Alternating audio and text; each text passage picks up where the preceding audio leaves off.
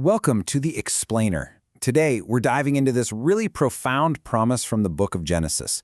And it's one that didn't just, reshape the world. It actually changed the very nature of God's relationship with it. All right, so let's get right into it. And we're not going to start with some ancient story. Instead, I want to start with a personal question, something that I think really gets to the core of what we're talking about today. I mean, really think about that for a second. Have you ever done that? You know those moments where you make a decision, a promise to yourself, and it becomes this guidepost for you, a conviction that gets you through the really tough stuff. See, those are the kinds of promises that really define who we are. And what's so fascinating, and what we're digging into today, is that this powerful idea, well, it seems to be true even for God. Okay, so with that in mind, let's turn to the story itself. So, after the Great Flood, right, God takes a look at humanity, and what he finds, well, it creates this really fascinating and honestly powerful tension. And take a look at this comparison. This is what's so wild. God's verdict on humanity is, well, it's pretty much identical before and after the flood. You see that? The fundamental problem from God's point of view hasn't changed one bit. So if the verdict is the same, if the core problem is exactly the same, you'd think the solution, the sentence, would be the same too, right? But nope. That is absolutely not what happens next. And this right here, this is the core paradox. The exact same assessment of human nature leads to a totally different action from God. Before, destruction. After, a promise to never do it again. So the big question is, what on earth changed? Well, according to theologian Walter Brueggemann, the change wasn't in us. The change was in God. And this wasn't just God throwing in the towel or giving up. No. It was an active, deliberate, and as Brueggemann puts it, a costly choice to stick with a flawed creation, even knowing the pain that would come with it. Okay, so this brings us to that famous symbol of this new promise, the rainbow.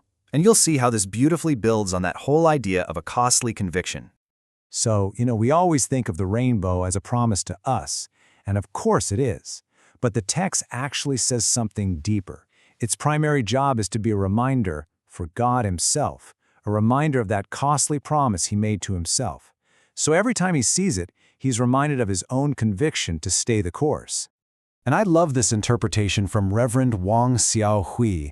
He points out that the word for rainbow is the same as the word for a warrior's bow. So the rainbow isn't just a pretty arc of light. It's a warrior's bow, hung up in the sky, without its arrows. It's a weapon that's been laid down. It's this beautiful but kind of sad symbol of choosing not to use your power. Yeah, this laid-down bow really signifies a massive shift, right? It's a move away from the power to destroy and a move toward the power of enduring love no matter what it costs. It's basically a promise to wait, to grieve, to stick around, kind of like the father of the prodigal son.